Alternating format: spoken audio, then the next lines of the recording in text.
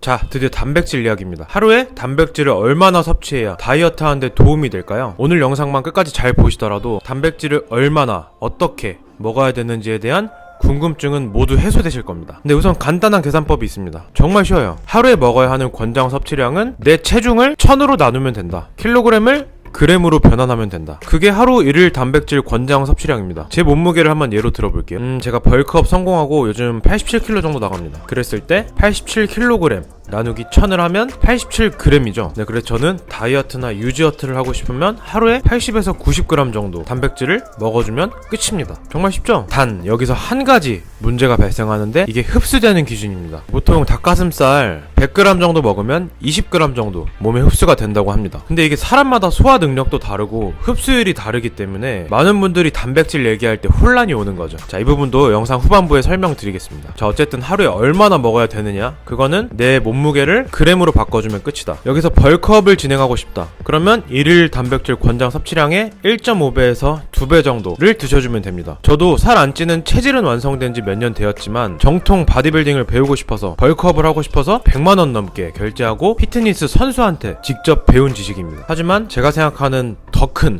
두 번째 문제는 모든 단백질 제품이 다 똑같은 단백질이 아니라는 것입니다. 엄마가 해주신 집밥, 전문가분들이 직접 영양분을 계산해서 만들어지는 사내식당에 있는 식단들, 이런 양질의 음식들과 편의점 도시락은 겉모습만 같을 뿐 속은 완전히 다른 음식들입니다. 영양소, 영양분, 양과 질의 차이가 완전히 크죠. 사실 단백질 얘기가 그렇게 중요한 게 아니라 계산법이 너무 쉽잖아요. 지금 말씀드리는 모든 단백질이 똑같은 단백질이 아니다. 이게 이 영상의, 오늘 영상의 모든 주제를 관통하는 부분입니다. 자, 우선 쉬운 예를 하나 들어볼게요. 지금 네이버든 구글이든 단백질 보충제 검색해보세요. 가격이 너무 천차만별이지 않나요? 똑같은 성분이라면 가격도 그렇게 차이가 없어야 합니다. 요즘 유통구조가 얼마나 투명해졌는데요. 자, 이 이야기는 모든 단백질 제품이 똑같은 단백질 성분으로 만들어진 것이 아니다 라는 것을 방증하는 부분이죠. 그리고 더 복잡한 거는 우리가 평소에 먹는 식사, 자연물이냐 조리된 것이냐 가공식품이냐 이런 거에 따라서 영양분 차이가 하늘과 땅끝 차이가 되는 거고요. 자, 이제 그만 끌고 딱 말씀드리겠습니다. 결국에는 아무 단백질이나 먹으면 다이어트도 실패하고 건강도 잃는다 라는 말씀을 드립니다. 설령 일시적으로는 성공한다고 하더라도 요요현상이 올 수도 있고 폭식증이 올 수도 있고 아니면 건강이 악화되는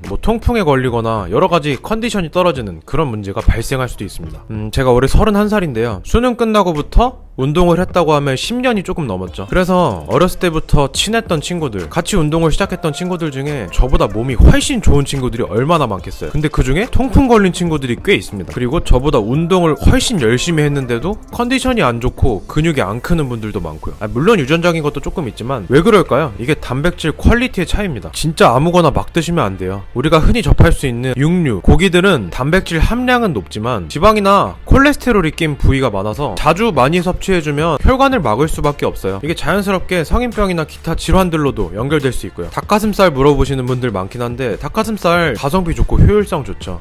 근데 전 안 먹습니다. 그리고 저도 평소에 고기 많이 먹어요. 좋아합니다. 문제는 편의점 도시락이라던가 진짜 값싼 합성 단백질 음료들, 이런 거 조심하셔야 됩니다. 우리가 무심코 먹는 너무 저렴한 단백질들은 거르지 못하면 몸에 찌꺼기로 남을 수 있는 성분들이 조금씩 포함되어 있습니다. 이게 몸에 치명적이지 않기 때문에 식약처도 통과하고 판매가 되고 있는 거지만 장기적으로 봤을 때 이런 찌꺼기들이 쌓이면 통풍이 생길 수도 있는 거예요. 그러니까 처음부터 잘 알고 드셔야 됩니다. 솔직히 저같이 잡식성 애들은 어느 정도 소화가 될 수도 있어요. 간에서 해독하고 몸에서도 잘 받아들이고. 근데 저랑 피를 나눈 형제인데 제 여동생은 소화가 잘 안 돼요. 그래서 이런 거 먹으면 진짜 장기적으로 봤을 때 큰일 납니다. 이런 분들 많으실 거예요. 통풍 제가 걸린 적은 없지만 진짜 며칠 걷지도 못하는 친구 보고 적잖은 충격을 받았습니다. 여러분들께는 그런 일이 없어야 합니다. 따라서 제가 영상 초반에 말씀드린 하루 단백질 권장 섭취량, 이거 그람수 맞춰서 먹는 게 그렇게 중요하지 않다는 거예요. 차라리 그 그람수에 조금 못 미치더라도 좋은 단백질, 양질의 단백질을 먹는 게 훨씬 더 다이어트에 도움이 되고 장기적으로도 아프지 않고 건강할 수 있는 기초, 뿌리가 된다는 것입니다. 저도 예전에 이렇게 공부하지도 않고 모를 때는 그냥 편의점에서 그 10몇 그램짜리, 많으면 20g 들어있다고 있는 저렴한 단백질 음료들 많이 먹었습니다. 하지만 동물성,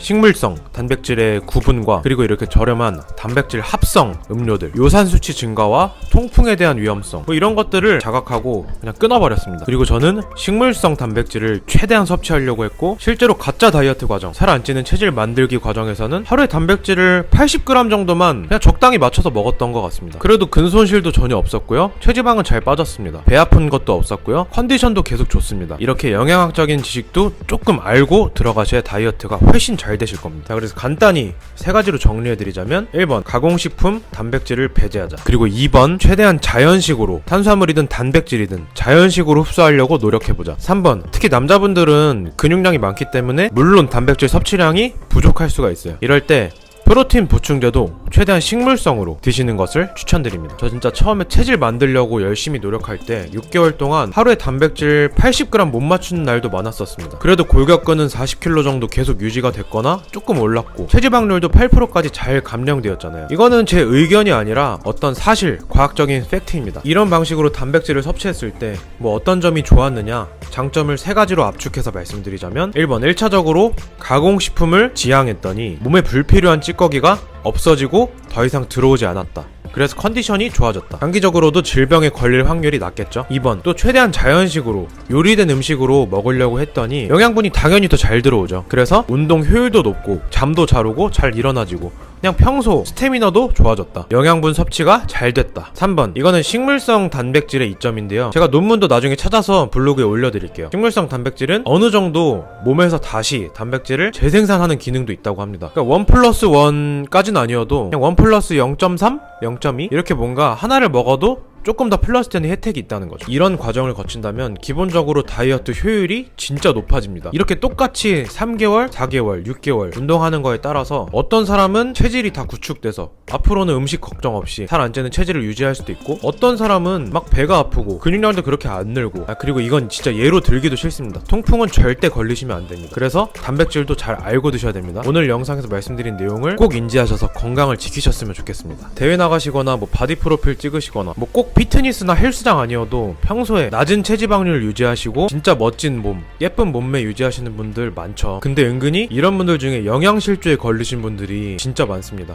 이게 참 아이러니한 경우죠. 몸은 진짜 좋은데, 그리고 또 뭐 근육량이 엄청 높은데 컨디션이 저조한 분들도 많고요. 저도 이런 분들 많이 아는데 그렇게 행복해 보이진 않더라고요. 자, 마지막으로 정리해드리자면 1일 단백질 섭취량은 그냥 내 킬로그램을 그램으로 나누면 된다. 그램으로 변환하면 된다. 하지만 사람마다 소화하는 능력, 흡수율이 다르기 때문에 단백질을 잘 알고 먹어야 되는데, 이때도 너무 가공된 거, 합성 음료를 먹지 말고 식물성, 건강한 자연물 쪽으로 섭취해서 다이어트 효율을 극대화하자. 이게 처음에 몇 주만 효과가 없어 보이지 진짜 2달만, 3달만 지나면 확연히 달라지는 결과를 가져올 수 있습니다. 자, 이 영상을 보시는 모든 분들이 원하는 몸매를 만들고 식단관리 스트레스, 어떤 불안감, 걱정에서 영원히 해소되기를 진심으로 바랍니다. 그래도 오늘 궁금한 거 많이 풀리셨죠? 단백질 물어보시는 분들이 진짜 많았어요. 오늘 영상 도움 되셨다면 구독이랑 좋아요 부탁드리겠습니다. 방원이었습니다.